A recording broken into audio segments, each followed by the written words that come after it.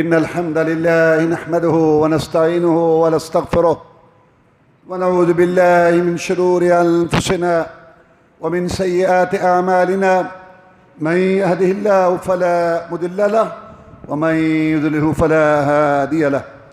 وأشهد أن لا إله إلا الله وحده لا شريك له وأشهد أن محمدا عبده ورسوله صلى الله عليه وسلم. أما بعد فإن خير الحديث كتاب الله وخير الهدي هدي محمد صلى الله عليه وسلم وشر الأمور محدثاتها وكل محدثة بدعة وكل بدعة ضلالة كل ضلالة في النار. فأعوذ بالله من الشيطان الرجيم. وإذ قال ربك للملائكة إني جاعل في الأرض خليفة قالوا وتجعل فيها من يفسد فيها يسفك الدماء ونحن نسبح بحمدك ونقدس لك قال إني أعلم ما لا تعلمون. اللہ مالک الملک احکم الحاکمین نے سورہ بقرہ کے اندر صلہ رحمی کے بعد یہ بات ارشاد فرمائی کہ اے میرے بندو تم میرا کیسے انکار کر سکتے ہو، تم میری نافرمانی کیسے کر سکتے ہو، تم میری بغاوت حکم عدولی کیسے کر سکتے ہو. کیف تکفرون باللہ وکنتم امواتا فاحیاکم ثم یمیتکم ثم یحییکم ثم الیہ ترجعون. تم پہلے بے نام تھے، مردے تھے، کچھ نہیں تھے تم، میں نے تمہیں پیدا کیا اور پھر جب تمہیں میں پیدا کیا اس میں نے اپنی مرضی کی، جب چاہا تمہیں لایا اور جب چاہا بچپن میں رکھا، جب تک چاہا لڑکپن میں رکھا، جب تک چاہا جوانی میں رکھا اور جب چاہا بڑھیپے میں لے گیا، جب چاہا تندرست رکھا، جب چاہا بیمار رکھا، جب چاہا خوش رکھا، جب چاہا غمگین رکھا، جب چاہا مالدار رکھا، جب چاہا غریب اور فقیر رکھا اور جب چاہا تمہیں مار دیا اور پھر تمہیں دوبارہ اٹھاؤں گا. تو اتنے تم بے بس، اتنے عاجز، اتنے کمزور، اور تمہارا جو ہے نا رائی کے دانے اور ذرے کے برابر بھی کوئی اختیار نہیں ہے. انکار کرتے ہو، بغاوت کرتے ہو، نافرمانی ہو کیا تم. اللہ نے یہ بات من کی. اس کے بعد فرمایا اللہ تعالیٰ نے اپنے بندوں پر اپنے یہ نافرمانی بغاوت والی راہ مت سوچو، یہ سوچو کہ میں نے تمہارے لیے کیا کچھ نہیں کیا. والذی خلق لکم ما فی الارض جمیعا، اتنا کچھ بنا دیا، زمینیں بنائی، آسمان، چاند سورج ستارے، للاتی کھیتیاں، پکے ہوئے باغات، تمہارے لیے گھر بار، بیوی بچے، اتنا کچھ میں نے بنایا. میں نے اتنی محنتیں کی، تم ان کا شکر ادا کرنے کی بجائے تم بغاوت کرتے ہو میری. سب کچھ میں نے تمہارے لیے بنایا اور تمہیں میں نے اپنے لیے بنایا. کھیتیاں سرسبز ہیں تیری غذا کے واسطے، چاند سورج اور ستارے ہیں ضیاء کے واسطے، جانور پیدا ہوئے تیری وفا کے واسطے. اونٹ اتنا بڑا جانور ہے اور 7 سالہ بچہ اس کو لے کے جا رہا ہے، بھینس دودھ اور گائے، وہ جب چاہو ان کو رکھو، جب چاہو بیچو، جب چاہو کاٹو، جب چاہو کھاؤ، سب کچھ تمہارے لیے بنایا. جانور پیدا ہوئے تیری وفا کے واسطے، سب جہاں تیرے لیے اور تو خدا کے واسطے. اس کے بعد انسان کی پیدائش، آدم کا پیدا ہونا، اصلیت اس کا اللہ نے ذکر کیا. اللہ فرماتے ہیں کہ جب اللہ تعالیٰ نے کہا فرشتوں کو کہ میں زمین میں ایک خلیفہ بنانے والا ہوں، جب اللہ نے کلام کی نا فرشتوں سے، تو اس کا مطلب ہے فرشتے ایک حقیقت ہے، فرشتے مخلوق ہیں، وہ آتے جاتے ہیں، وہ نورانی مخلوق ہے، وہ لطیف قسم کے اجسام رکھتے ہیں اور وہ زمین سے آسمان، آسمان سے زمین پر ایک پل میں آ جاتے ہیں. اللہ کی مخلوق ہے. اللہ نے اس کائنات کا نظام چلانے کے لیے، اس کی تدبیر اور اس کا نظام جو ہے، اس کو بنانے چلانے کے لیے حکم اللہ کا ہے، لیکن کارندے کام کرنے والے یہ فرشتے ہیں. کچھ فرشتے ہیں جن کی بادلوں پہ ڈیوٹی ہے، کچھ کی پہاڑوں پر ہے، اور ہر آدمی کے ساتھ 2 فرشتے ہیں. ایک دائیں طرف ہے نیکیاں لکھنے والا اور ایک بائیں طرف ہے برائی لکھنے والا. 2 صبح سے شام، 2 شام سے صبح، اور ان کی ڈیوٹی تبدیل ہوتی ہے صبح کی نماز میں اور عصر کے. رپورٹیں، ڈیریاں تیار ہو رہی، جو مرضی کر. انا ہدینا السبیل اما شاکرا و اما کفورا. ہم نے انسان کو پیدا کر کے 2 راستے دکھائے، یہ خیر کا، یہ شر کا، یہ جنت کا، یہ جہنم کا، اور یہ حق کا، یہ باطل کا. یہ رحمان کا راستہ، شیطان کا. سوچنے کے لیے عقل کھوپڑی دے دی، چاہے یہ راہ اختیار کر، چاہے یہ راہ اختیار کر. مسجد میں آئیں تو دھکے نہیں پڑتے، سینمے کو جائیں تو ٹانگ نہیں ٹوٹتی. جو تیرا دل ہے چائے کا، تجھے میں نے اختیار دیا ہے. تیری ڈیری رپورٹ لکھی جا رہی ہے، وقت، تاریخ، دن لکھا جا رہا ہے، اور تیری میری باتیں کل قیامت کو. اور کچھ فرشتے ایسے ہیں جن کی ڈیوٹی ہے، وہ ایسی مجالس دیکھتے ہیں جہاں اللہ کی باتیں ہو رہی ہوتی ہیں، ان کی کوئی اور ڈیوٹی نہیں ہے، وہاں آ کے بیٹھ جاتے ہیں، اور جب مجلس ختم ہوتی ہے تو سیدھے اللہ کے پاس جاتے ہیں. اللہ تعالیٰ تو عالم الغیب ہے، علیم بذات الصدور ہے، سینوں کے بھید جانتا ہے. اللہ کو تو سب پتہ ہے، لیکن اللہ چاہتا ہے فاذکرونی اذکرکم. میرے بندو تم مجھے یاد کرو، میں تمہیں یاد کروں. تم مجھے بندوں میں یاد کرو گے، میں فرشتوں میں یاد کروں گا. تم مجھے فرش پہ یاد کرو گے، میں عرش پہ یاد. ہاں فرشتوں، کیسا پایا میرے بندو؟ یا اللہ تیری باتیں کر رہے. مانگتے کیا تھے؟ جنت مانگ رہے تھے. اللہم انا نسألک الجنت الفردوس. تو جنت دیکھیے نہیں، اگر دیکھ لیں تو پھر اور زیادہ شوق رکھیں. کس چیز کی پناہ مانگ رہے تھے؟ یا اللہ جہنم سے. اللہم اجرنا من النار. جہنم دیکھیے نہیں، اگر دیکھ لیں تو اور زیادہ. فرشتوں کتنی بڑی مخلوق. فرشتوں تم گواہ ہو، میں نے ان سب مجلس والوں کو معاف کر دیا. ایک فرشتہ کہتا ہے کہ یا اللہ، ایک آدمی کسی اپنے کام آیا تھا، اس نے تیرا کلام سنا، تیری باتیں سنی، دل میں ہر آدمی کی اللہ کی محبت جوش مار رہی تھی. اپنا کام بھول کے وہ بیٹھ گیا. اس کے متعلق کیا خیال ہے؟ فَمَا قَوْمٌ لَا يَشْقَى جَلِيسُهُمْ. جو صرف میرے لیے، میری باتیں سننے کے لیے، میرا ذکر، میرا تذکرہ، میری توحید اور میری بڑائی، کبریائی اور عظمت، میرے احکام جاننے کے لیے جو بیٹھتے ہیں، یہ ایسی قوم ہے کہ ان کے ساتھ بیٹھنے والا بھی بدبخت نہیں ہوتا. میں نے اس کو بھی معاف کر دیا. بہت فرشتے ہیں. وَمَا يَعْلَمُ جُنُودَ رَبِّكَ إِلَّا هُوَ. قرآن میں فرشتوں کا لشکر اللہ ہی جانتا ہے. معراج پر گئے نا رسول اللہ صلی اللہ علیہ وسلم، 70,000 فرشتہ بیت المعمور میں آتا ہے عبادت کے لیے. جیسے یہ قبلہ ہے، اس کے اوپر قبلہ ہے فرشتوں کا. پھر ان کی باری نہیں آتی قیامت تک. اتنا رب کا لشکر ہے. تو کہنے کا مقصد ہے فرشتے ایک حقیقت ہے. فرشتوں کے نام موجود ہیں قرآن میں بعض کے، اور فرشتوں کی ڈیوٹیاں جیسے چند میں نے بتائیں. لہذا یہ کہنا کہ فرشتے کوئی مخلوق نہیں ہے. نیک لوگوں کو اللہ نے فرشتے کہا، جن نیک کفتیں تھی ان کو پھر غلط. فرشتوں پر ایمان لانا ارکان ایمان میں سے 6 باتیں ہیں جن پر ایمان لانا فرض ہے. جیسے جبریل علیہ السلام دین سکھانے کے لیے آئے، اس حدیث میں واضح ہے. اللہ تعالیٰ پر ایمان، اس کے فرشتوں پر ایمان، اس کی کتابوں پر ایمان، نبیوں رسولوں پر ایمان، تقدیر پر ایمان، اور آخرت پر. ارکان ایمان میں سے فرشتوں پر ایمان لانا. تو اللہ نے کلام کی فرشتوں سے. فرشتے ایک حقیقت ہے، ایک مخلوق ہے اللہ تعالیٰ کی. تو اللہ نے ان کو کہا کہ میں ایک خلیفہ بنانے والا ہوں زمین. خلیفہ کا کیا مطلب ہے؟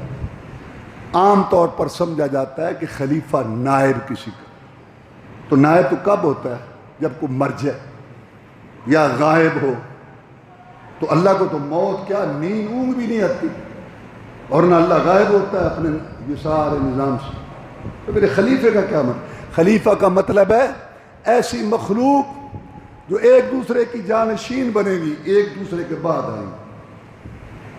دیکھو نا، لوگ مر رہے ہیں، پیچھے آ رہے ہیں، پھر مر رہے ہیں، اور آ رہے ہیں، اور آ رہے ہیں. قرآن مجید میں اللہ تعالیٰ نے فرمایا سورہ الانعام کے آخر میں، وَهُوَ الَّذِي جَعَلَكُمْ خَلَائِفَ الْأَرْضِ.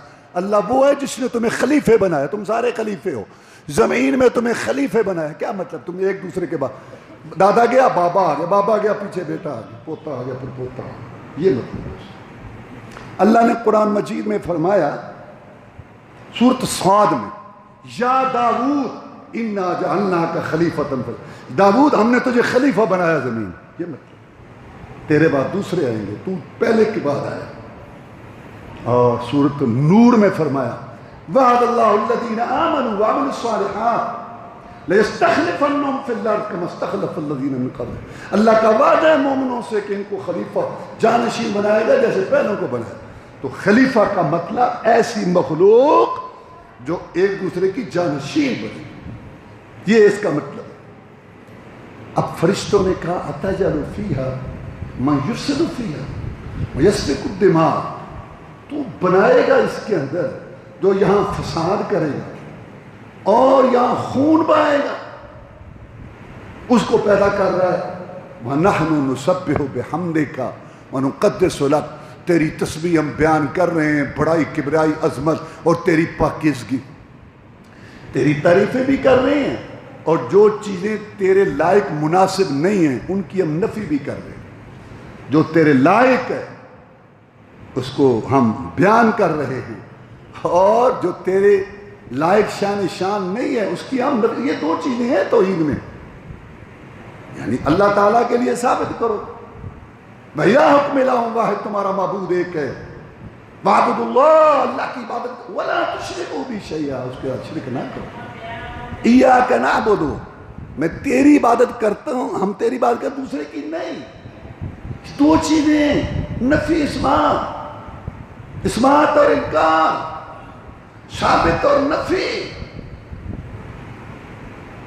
مسلمانوں کا کلمہ پڑھنے والوں کا سب سے بڑا مسئلہ یہ ہے کہ اللہ کے لیے ثابت کرتے ہیں، کلمہ پڑھتے ہیں، نمازیں پڑھتے ہیں، روزے رکھتے ہیں، حج کرتے ہیں، ماشاءاللہ عمرہ کرتے ہیں، صدقہ خیرات کرتے ہیں، روزے تو بڑا کچھ کر، لیکن اللہ کے علاوہ دوسرے سے نفی نہیں کرتے. اللہ کے ساتھ مشکل کشا، داتے، حاجت روا، نظر نیاز، چڑھاوے، چھوڑنا، پکارنا، ان سے صحت مدد مانگنا، یہ جو نفی نہیں ہے نا، تو اللہ کو ایسا ایمان پسند نہیں. نفی ثابت کرو اور نفی کرو. لا الہ الا اللہ، اللہ عبادت کے لائق ہے، دوسرا نہیں. جب تک دوسرے کی نفی نہ ہو، کلمہ کلمہ نہیں، ایمان ایمان نہیں، نماز ایمان. حج کرتے ہیں لبیک اللہم لبیک لا شریک ہے. یہ مسئلہ اصل میں مسلمانوں کا بڑا مسئلہ یہ بنا ہوا، اللہ سے بھی کہنا، دوسروں سے بھی کہنا. یہ شرک سے بچ کر، یہ شرک، شراکت، یہ جو ہے نا، یہ اللہ کو گوارا، یہ بغاوت ہے. اللہ تعالیٰ نے نبی کا بیٹا تھا نوح علیہ السلام کا، نبی کا باپ تھا ابراہیم علیہ السلام، اور نبی کے چاچے تھے محمد. شرک تو بغاوت ہے. یہ معمولی عارضی حکومتیں بغاوت، اللہ حکمان کیسے اپنے بندوں سے بغاوت برداشت کرے؟ سب پہ بحمدک ونقدس، دونوں چیزیں فرشتوں نے پیش کی. اور یہ بنیاد کہ جو چیزیں اللہ کے لائق ہیں اللہ کے لیے ثابت کرو، اور جو اللہ کے لائق ہیں ان کی نفی کرو. شرک کی، شراکت کی، سانج پن، کھاتا داری، دگڑ مگڑ پروگرام کی نفی کرو. اچھا، یہ فرشتوں نے کیوں کہا کہ فساد کرے گا؟ کیسے پتہ چلا؟ دو بات. یا تو جنات پہلے یہاں موجود تھے، انسانوں سے پہلے جنات، وہ فساد مچا، تو دنگا فساد مچا رکھا تھا یہاں، کیونکہ وہ بھی کوئی ایسے ہی ہوگا. اور یا اللہ تعالیٰ نے جب ان کو، اللہ تو اعلان بھی کر سکتا ہے، جب اللہ نے بتایا نا کہ میں اس کو پیدا کروں گا، تو اس میں دونوں صلاحیتیں ہیں، نیکی کی بھی اور گناہ کی. فرشتوں میں صرف نیکی ہے، گناہ نہیں. ان میں گناہ ہے ہی، تصور، یعنی ان میں صلاحیتیں.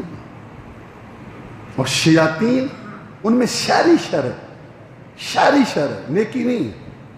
اور انسان میں دونوں ہیں، فَأَلْهَمَهَا فُجُورَهَا وَتَقْوَاهَا.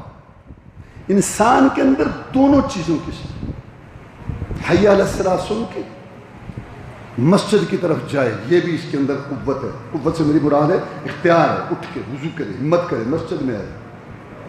اور یہ بھی اس کو اختیار ہے کہ ادھر کدری ڈانس کر رہی ہے، گانا کہ ادھر چلا جائے. یہ جو دونوں اس کو اختیار ہے نا، اسی پر باز پرس ہے. اونٹ سے نہیں پوچھا جائے گا کیونکہ اس میں یہ چیز نہیں ہے. تمیز جس کو آپ کہتے ہیں فلاں بدتمیز ہے. تمیز تمیز تمیز کیا مطلب تمیز کا؟ انسان میں یہ تمیز ہے، دیکھتے یہ صحیح ہے یہ غلط، جان کے یملا جٹ بنے ہوتا ہے، اکھا بند کر کے بس ایسے چلتا رہا، چلتا جا. اللہ تعالیٰ معاف فرمائے. کل ایک آدمی اللہ نے اس کو سمجھ دی، ٹیچر، وہ میرے ساتھ بیٹھا تھا، مجھے عجیب عجیب باتیں سنا رہا تھا. ساری اس کی کہانی کا لب لباب یہ تھا، کہتا میرے ذہن میں یہ بات آ گئی کہ زندوں کا وسیلہ منع ہے، زندوں کا وسیلہ جائز ہے کہ ان سے دعا کرو، لیکن مردوں کا وسیلہ جائز ہے. اس نے پھر مجھے سنائے بڑے بڑے مراکز، بڑے بڑے مفتی، بڑے بڑے ادارے. میں کہتا وہاں جاتا تھا، مجھے بتاؤ مردے کا وسیلہ جائز ہے؟ وہ کہتے تھے جائز ہے. میں کہتا تھا دلیل؟ وہ اختلافی مسائل ہیں، انہاں گلاں جو نہ پو، 7 سال پڑھنا پہنتا ہے، 8 سال پڑھنا کہندا جی میں ٹیچر ہاں، پڑھیا لکھیا بندہ، میں پوچھ رہا مردے کا وسیلہ جائز ہے کہ نہیں؟ کہنا ہاں حافظ صاحب. کہتا پرسوں آنا. میں پرسوں گیا، کہتا کتاب نہیں ہے، مجھے کہا فلاں جگہ پر چلے جاؤ، بڑے ادارے کر. میں کہ پھر تسی اتنے کی کرتے پے ہو؟ آ پھر میرے نال تسی بھی اتنے چلیے. پھر تسی یہ مرکز بنا کے بیٹھے ہو، کتاباں نے، استاد نے، یہ مسئلہ تانوں نہیں آنا تو میرے نال چلو. تسی بھی اتنے کی کر. مقصد کہنے کا یہ جان کے جملے جٹ بنے، سب پتہ ہے، اللہ تمہارے دائیں بائیں دیکھو، سب پتہ ہے سب. میرا کہنے کا مقصد یہ ہے کہ سب ان کو پتہ. او جی کیا جی کیا جی کیا، ٹھیک ہے تمہیں کوئی مجبوریاں ہوں گی، ہمیں کوئی. میرا مقصد کہنے کا یہ ہے کہ انسان کو دونوں باتوں کا اختیار ہے.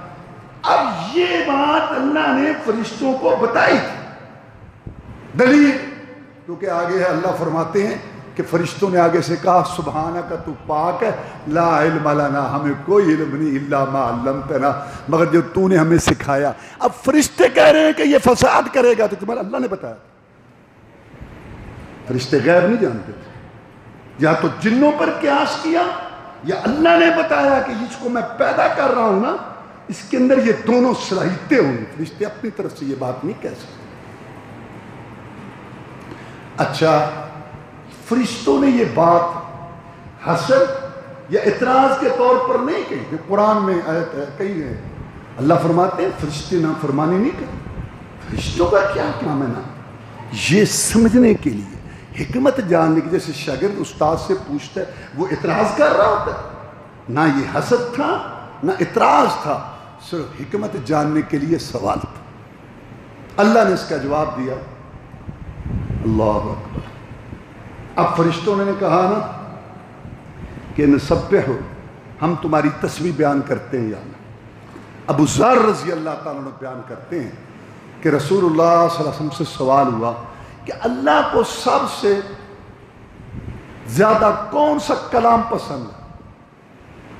اللہ تعالیٰ کو سب سے زیادہ کون سا کلام پسند ہے؟ ابو ذر کہتے ہیں رسول اللہ صلی اللہ علیہ وسلم سے یہ سوال کیا گیا. آپ نے فرمایا اللہ کو سب سے زیادہ وہ کلام پسند ہے جو اللہ نے اپنے فرشتوں کے لیے اور اپنے بندوں کے لیے چنا. سبحان اللہ و بحمدہ، سبحان اللہ و بحمدہ. اس میں دونوں باتیں نا، سبحان اللہ تو پاک ہے، جو چیزیں تیرے مناسب نہیں، بحمدہ ہو تیری تعریفیں ہیں، وہی بات، وہ نفیس بات. اللہ نے فرمایا انی اعلم ما لا تعلم، میں جانتا ہوں جو تم نہیں جانتے. مطلب یہ ہے کہ تمہیں نہیں پتا، ٹھیک ہے تمہیں یہ نظر آ رہا ہے لیکن تمہیں یہ نہیں پتا کہ اس کی حقیقت کیا ہے. یعنی یہ جو میں مخلوق پیدا کر رہا ہوں ان میں نبی ہوں گے، رسول ہوں گے، شہداء شہید ہوں گے، اولیاء ہوں گے، عبادت گزار ہوں گے، زاہد لوگ ہوں گے، نیکی کرنے والے لوگ بھی ان میں بہت بڑی تعداد میں ہوں گے. لہذا تمہیں نہیں پتا. یہ پہلی فضیلت تھی جو اللہ نے آدم کی ذکر کی۔ اب دوسری فضیلت اور پہلی بات کی ذرا وضاحت کہ میں زیادہ جانتا ہوں اور تمہاری بات یہ ٹھیک نہیں ہے۔ اللہ فرماتے ہیں وَعَلَّمَ آدَمَ الْأَسْمَاءَ كُلَّهَا، اللہ تعالیٰ نے آدم علیہ السلام کو دنیا کی تمام چیزیں، مخلوقات، سب کے نام بتا دیے، کیونکہ آدم نے یہاں رہنا تھا۔ سب جو کچھ زمین میں مخلوقات تھی اللہ تعالیٰ نے پیدا کی یا پیدا کرنی تھی، ان سب کے نام اللہ تعالیٰ نے بتا دیے آدم علیہ السلام کو۔ اب پھر چیزیں پیش کی فرشتوں پر کہ بتاؤ ان کا نام۔ مثلا درخت ہے، مثال کے طور پر اللہ نے بتا دیا آدم کو کہ درخت ہے، اس کو درخت کہتے ہیں۔ اب وہ درخت فرشتوں کے سامنے کیا گیا کہ بتاؤ اس کا نام کیا۔ آدم کو تو پتہ ہے، فرشتے کو نہیں پتہ۔ اسی طرح پہاڑ ہے، کوئی بھی چیز ہے دنیا کی، تو اللہ نے آدم علیہ السلام کو ساری مخلوقات کے چیزوں کے نام بتا دیے اور پھر فرشتوں پر وہ چیزیں پیش کی کہ اب بتاؤ ان کے نام۔ فرشتوں نے کہا تو پاک ہے، ہمیں تو کوئی علم نہیں ہے اس کا، ہمیں تو اسی کا پتہ ہے جو آپ نے ہمیں سکھایا ہے، ہمیں تو اور باتوں کا پتہ نہیں ہے۔ تو اب اللہ تعالیٰ نے آدم علیہ السلام کو کہا کہ بتا ان کو ان کے نام۔ آدم علیہ السلام نے بتانا شروع کر دیا، یہ درخت ہے، پہاڑ ہے، یہ عمارت ہے، یہ پانی ہے، یہ آگ ہے، یہ ہے، اس کو ریت کہتے ہیں، یہ ٹیلا ہے، یہ ہے، سارے بتا دیے۔ اللہ نے کہا میں نے کہا نہیں تھا کہ غیب کی باتیں میں جانتا ہوں، مجھے سب پتہ ہے اور کوئی نہیں ہے۔ یہاں سے یہ ثابت ہوا کہ فرشتوں کو، نبیوں کو، رسولوں کو اور اللہ کے بندوں کو علم غیب نہیں ہے، بس اسی بات کا پتہ ہے جو اللہ تعالیٰ نے ان کو بتایا۔ اور یہ بات اللہ نے کئی جگہ بیان کی۔ سورۃ نمل میں اللہ فرماتے ہیں قُلْ لَا يَعْلَمُ مَنْ فِي السَّمَاوَاتِ وَالْأَرْضِ الْغَيْبَ إِلَّا اللَّهُ، زمین و آسمان میں پوشیدہ چیزیں سوائے اللہ کے کوئی نہیں جانتا۔ سیدہ عائشہ صدیقہ رضی اللہ تعالیٰ عنہ کہتی ہیں جو 3 باتوں کا عقیدہ رکھے جھوٹا ہے، بخاری شریف کی حدیث ہے، 3 باتوں کا عقیدہ رکھے وہ جھوٹا ہے۔ سیدہ عائشہ صدیقہ طاہرہ زکیہ مطہرہ صدیقہ کائنات، محبوب خدا سیدہ عائشہ صدیقہ رضی اللہ تعالیٰ عنہ بیان کرتی ہے کہ جناب محمد الرسول اللہ صلی اللہ علیہ وسلم کے متعلق جو شخص یہ عقیدہ رکھے کہ محمد رسول نے اللہ کو دیکھا ہے، جنت میں تو دیدار ہوگا، دیکھا ہے، وہ جھوٹا ہے۔ جو یہ کہے کہ محمد رسول صلی اللہ علیہ وسلم کل کی بات جانتے ہیں، وہ جھوٹا ہے۔ اور جو یہ کہے کہ محمد رسول اللہ صلی اللہ علیہ وسلم نے ساری شریعت نہیں پہنچائی، کچھ باتیں رکھ لی ہیں، یہ ایک شریعت ہے، ایک طریقت ہے، ایک ظاہر ہوتا ہے کہ باتیں تو جان دیں اور دیاں جان دیں کا پا، یہ چور دروازے یہ صوفیوں نے بنائے ہوئے ہیں نا اپنے لیے، اور شریعت دوسرے، یہ سب ڈھکوسلا باتیں ہیں، یہ ساری غلط باتیں۔ تو 3 باتوں کا عقیدہ رکھنے والا جھوٹا ہے۔ بخاری شریف میں سیدہ عائشہ صدیقہ طاہرہ زکیہ مطہرہ بیان کرتی ہے رضی اللہ تعالیٰ۔ جو یہ کہے کہ محمد رسول نے اللہ کو دیکھا، اور جو یہ کہے کہ محمد رسول کل کی بات جانتے ہیں، اور جو یہ کہے کہ محمد رسول نے کچھ بات رکھ لی، چھپا لی، ساری شریعت نہیں بتائی۔ اب یہاں ایک بات آتی ہے ذہن میں، فرشتوں کو تو اللہ نے بتایا ہی نہیں تھا، تو وہ کیسے بتاتے؟ فرشتوں کی عاجزی ثابت ہوئی نا کہ وہ نہیں بتا سکے، اور آدم علیہ السلام نے بتا دیا۔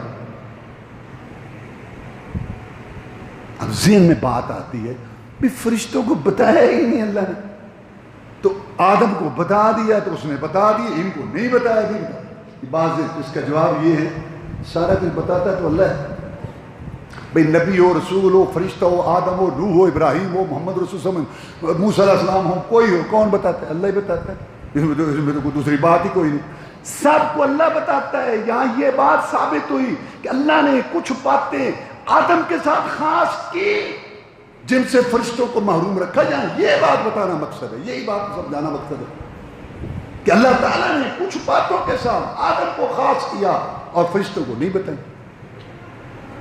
یہ مقصد ہے یہاں بتانا، اور وہ مقصد ثابت ہو رہا ہے.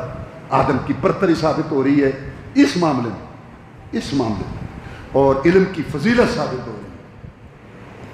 اب تیسری بات جس سے آدم کی فضیلت واضح ہو رہی ہے وہ یہ کہ اللہ فرماتے ہیں وَإِذْ قُلْنَا لِلْمَلَائِكَةِ اسْجُدُوا لِآدَمَ فَسَجَدُوا إِلَّا إِبْلِيسَ أَبَىٰ وَاسْتَكْبَرَ وَكَانَ مِنَ الْكَافِرِينَ.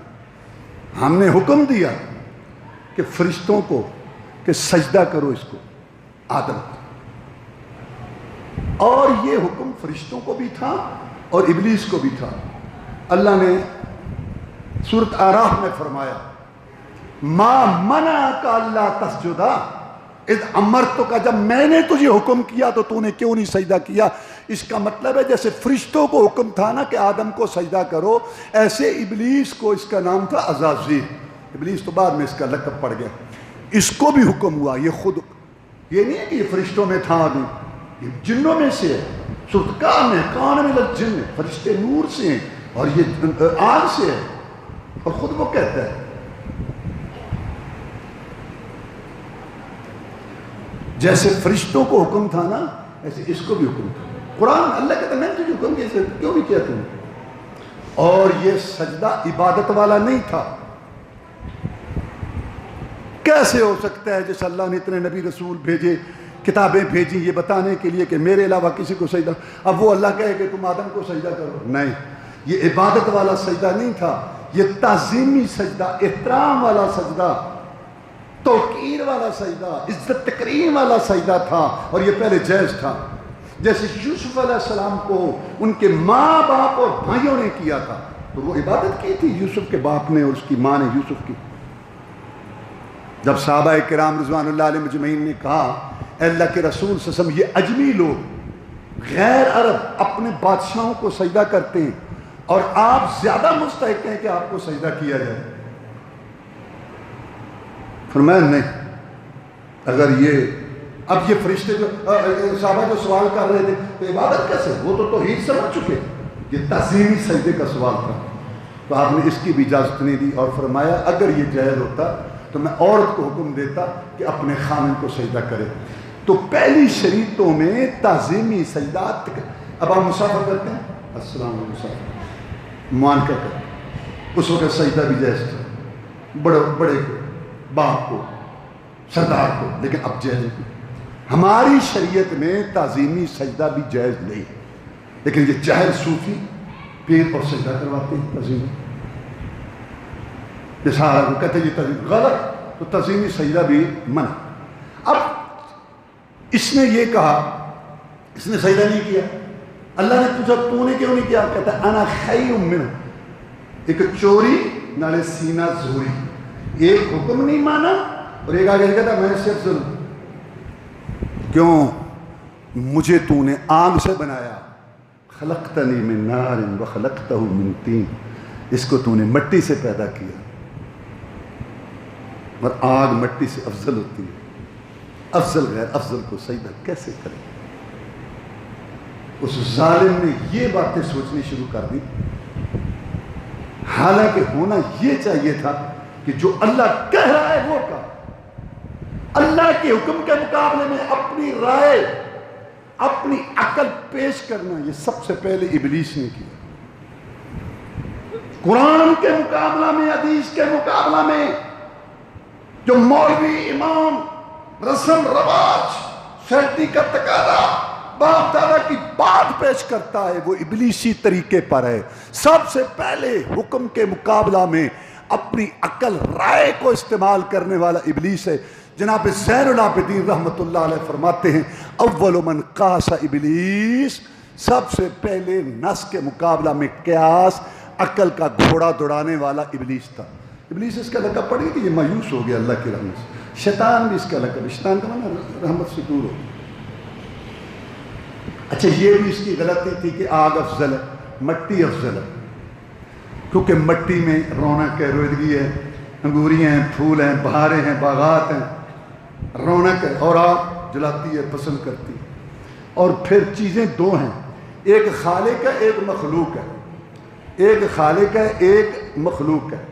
خالق کو کبریائی، عظمت، بڑائی زیب دیتی ہے، اور مخلوق کو عاجزی، انکساری زیب دیتی ہے۔ لہذا مخلوق میں جس میں عاجزی ہوگی وہ برتر ہوگا اس سے۔ تو عاجزی مٹی میں ہے۔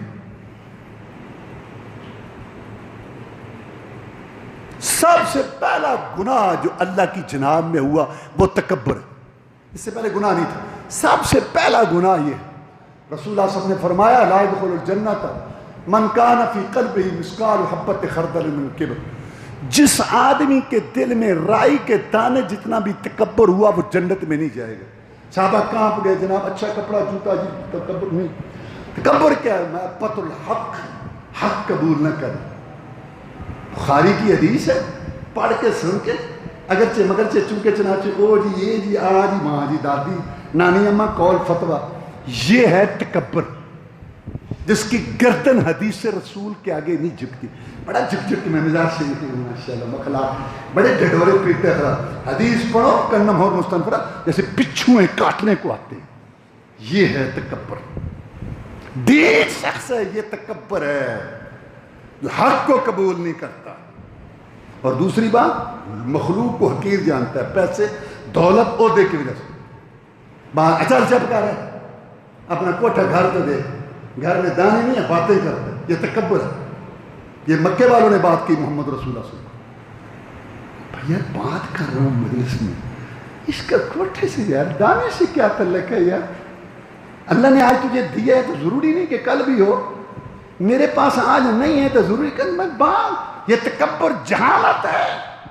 پیسے دولت عہدے منصب کی وجہ سے کسی کو حقیر سمجھنا۔ آپ نے بتایا تکبر یہ ہے حق قبول نہ کرنا اور لوگوں کو حقیر سمجھنا۔ رسول نے فرمایا جو کپڑا ٹخنوں سے نیچے ہے وہ تکبر کی علامت ہے۔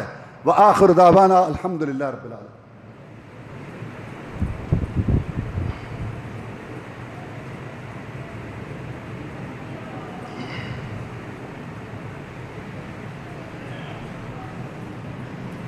إن الحمد لله نحمده ونستعينه ونستغفره ونعوذ بالله من شرور أنفسنا ومن سيئات أعمالنا، من يهده الله فلا مضل له ومن يضلل فلا هادي له، وأشهد أن لا إله إلا الله وحده لا شريك له، وأشهد أن محمدا عبده ورسوله صلى الله عليه وسلم۔ أما بعد فإن خير الحديث كتاب الله، وخير الهدي هدي محمد صلی اللہ علیہ وسلم، وشر الامور محدثاتها وكل محدثة بدعة وكل بدعة ضلالة وكل ضلالة في النار۔ چوتھی فضیلت آدم علیہ السلام کے لیے، قلنا یا آدم اسکن انت وزوجک الجنة وكلا منها رغدا حيث شئتما ولا تقربا هذه الشجرة فتكونا من الظالمين۔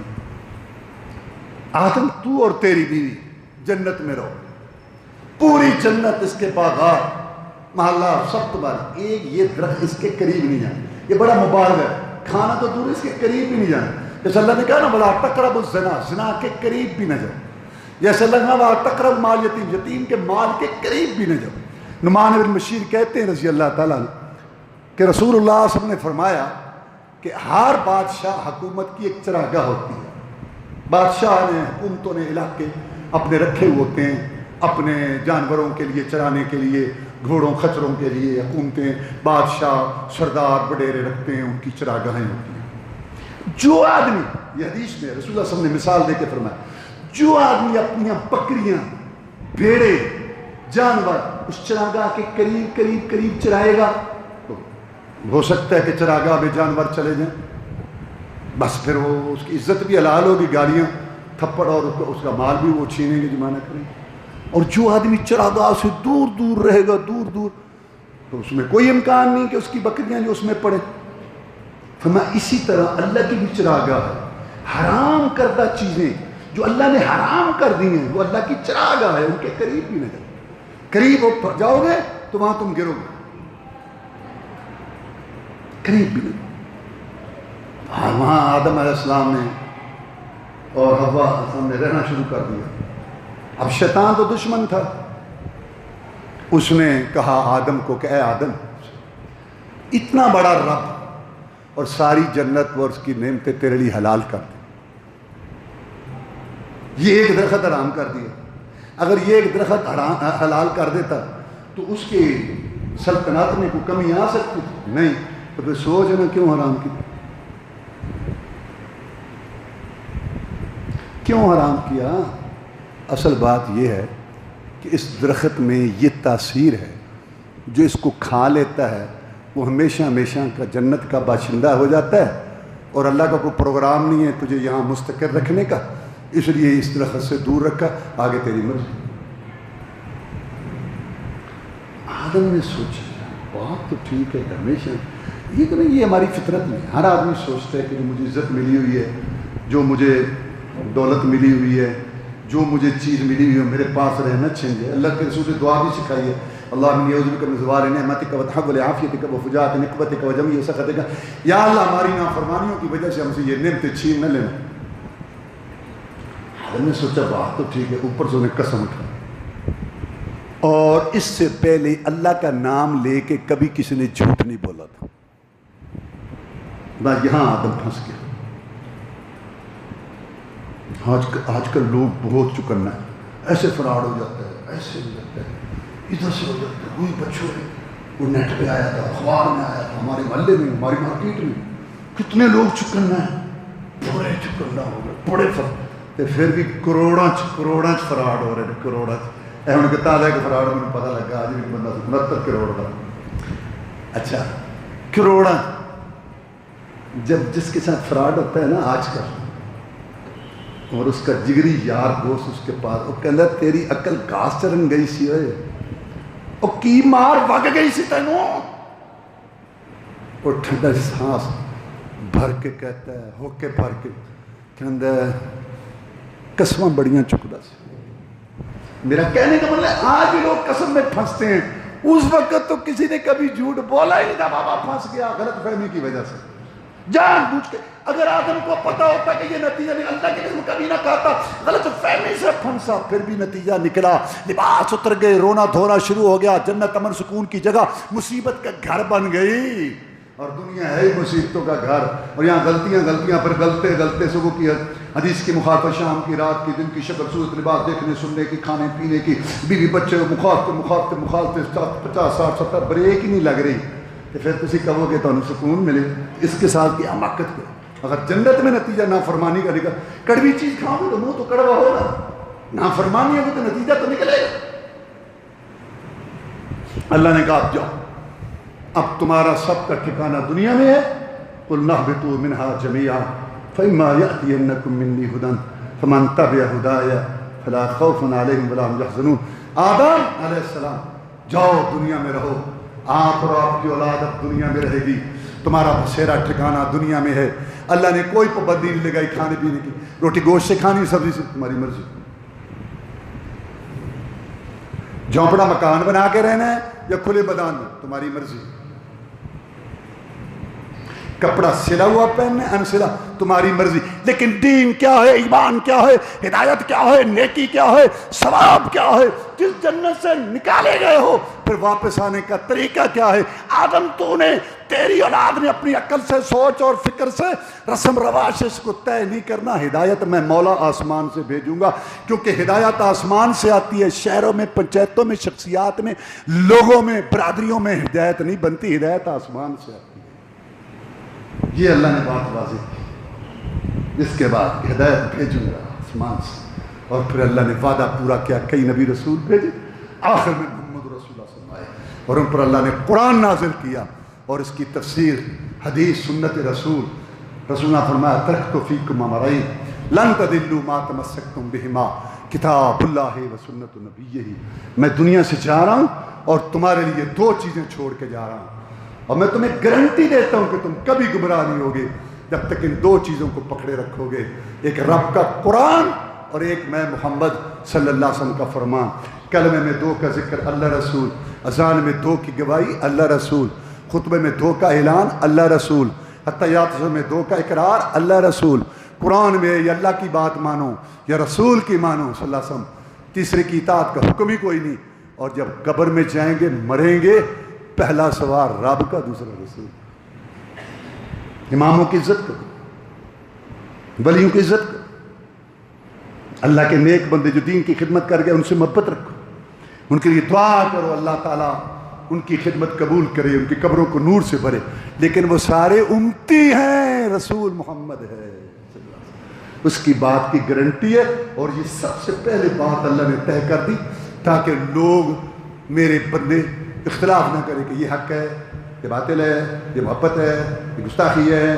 نہ تمہیں نہیں، میرے بندو تم نے خاموش رہنا۔ میں نے تمہارے بابے اور تمہاری ماں کو یہ بات کہہ دی تھی کہ میں آسمان سے ہدایت اتاروں گا، تم نے اس کے پیچھے لگنا ہو۔